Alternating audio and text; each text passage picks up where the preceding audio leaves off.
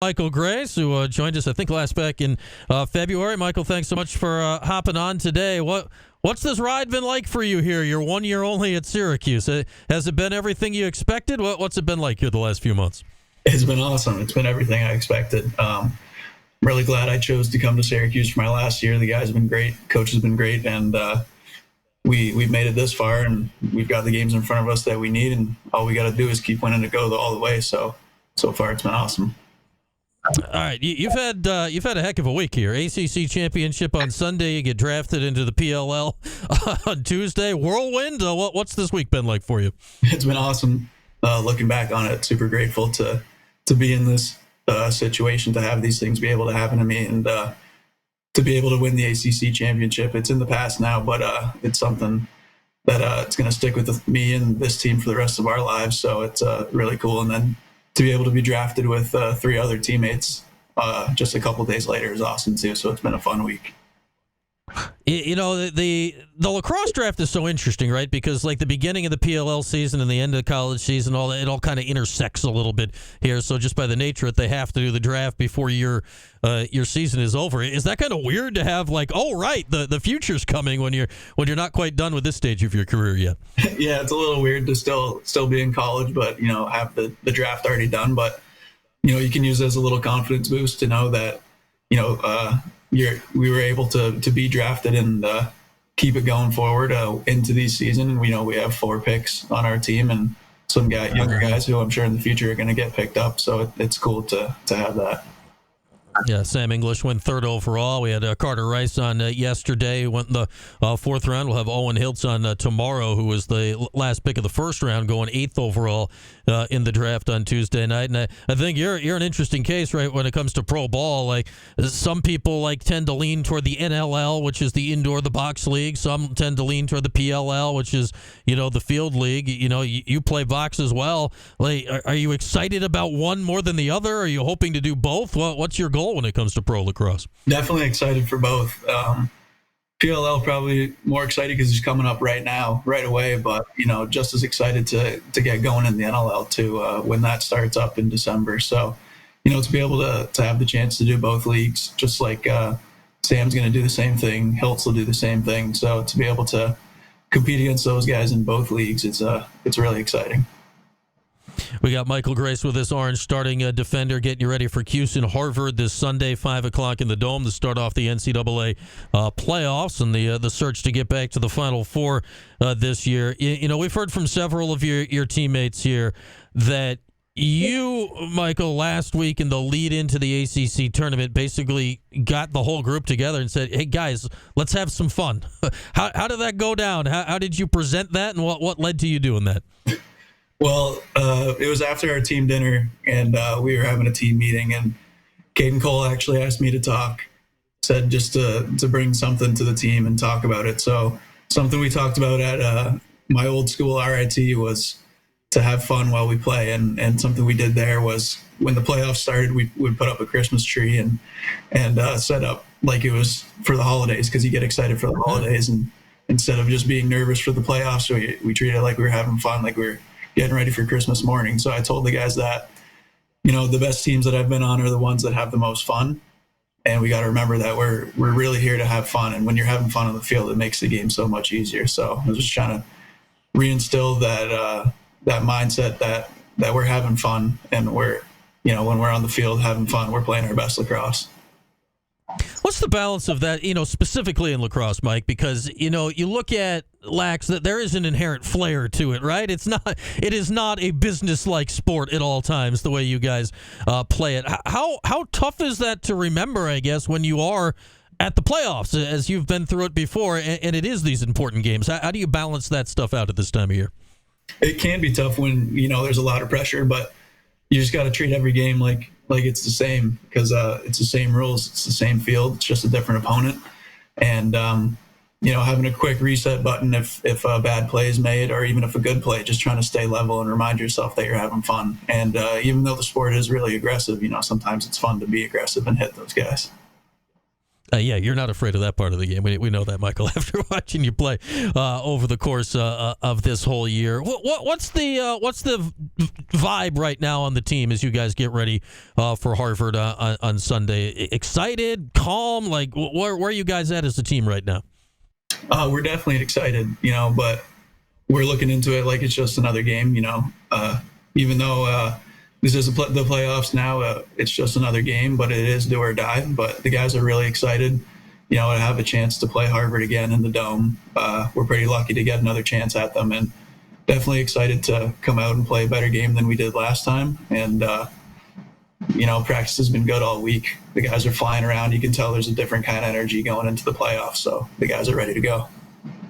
How much have you looked back at that first meeting? Is that something you've grinded on getting ready for this game? Is that something you try to put past you? What does that first game do in relation to the second game with Harvard?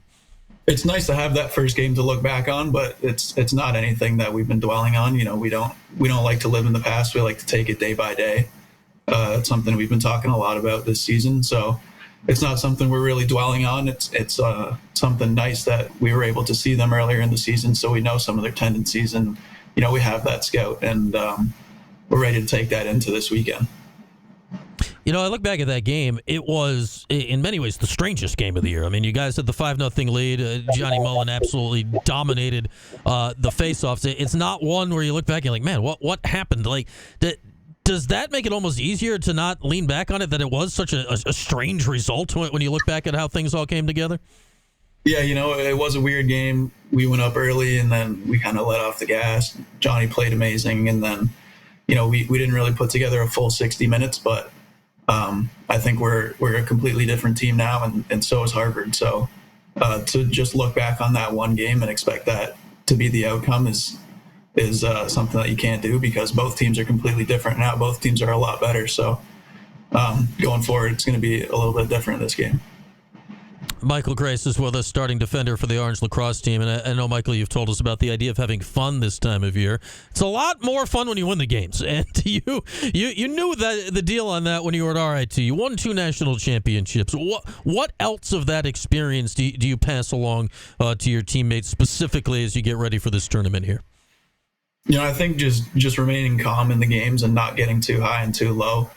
I think that's the biggest thing, because, if you go down quick in a game, you start to lose, some of that momentum. It's easy to lose that momentum. Or if you go up early in a game, it's easy to ride high and then, let off the gas. So I think trying to instill just remaining level the whole game and playing a full 60 at the same speed is something that worked for us at RIT, and something that I think we're instilling here at Syracuse, especially going into the playoffs and these last 2 games. I look back to last weekend of the ACC tournament, and what stood out to me the most is you look at the Notre Dame game. You guys played really well. It was a high-quality game, and then quick turnaround. That Duke game was just a grinder, right? What did you get out of winning 2 games in, like very different ways? What does that tell you about what you guys can bring here to the playoffs, where you kind of have to win games in different styles at this time of year? Yeah, we talked about it after the games, how different those 2 games were, and how important it is that we're able to win games in different ways. Against Notre Dame, we relied a little more on offense to score some more goals. And then against Duke, it was more of a defensive game, like a rock fight. Like Coach Moderna said, we got to be able to win a rock fight if we want to go far. And we showed that we can do that, winning that game 9-8. And I think it's really important that both sides of the field, we showed that both sides of the field can play this weekend. And that's something we got to take going forward and put a full 60 together, offensively and defensively. Yeah, I mean, sometimes it's more fun to win like the pretty high-flying, exciting game, but you got to generally win at least one grinder if you're going to take it all the way to Memorial Day. I'm not sure how the D3 schedule lined up. Have you ever? I know the playoffs are going on at the same time. Is this your first Mother's Day playoff game? Has this collided for you before? This has definitely collided before, but it'll be nice to have my mom at the game. She'll be there, so be able to see her on Mother's Day and give her a hug after the game. So she likes watching, so it'll be a good little gift for her if we get a win. All right.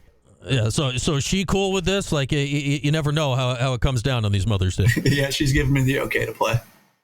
All right, there we go. There's a lot going on right these weekends with graduation. There's Mother's Day. It's Sunday night. There's always a lot going on with this game in the Dome coming up. All right, last thing here, Michael. We talked about the Harvard game last time. What's the one thing you're circling for Sunday as a key for you guys to come out with the win? I think just treating it like it's another game and playing our game. I think we've shown the last couple of games we came out hotter than we have been the games before that. And I think that comes back to the way that we're practicing. And you can tell this week that we're practicing faster from the start. And I think just coming out flying from the beginning and continuing that for the full 60 is the most important thing for us. All right, really excited to watch you guys out there on Sunday, Michael. Best of luck this week and going forward, and thanks for hopping on. Thank you for having me.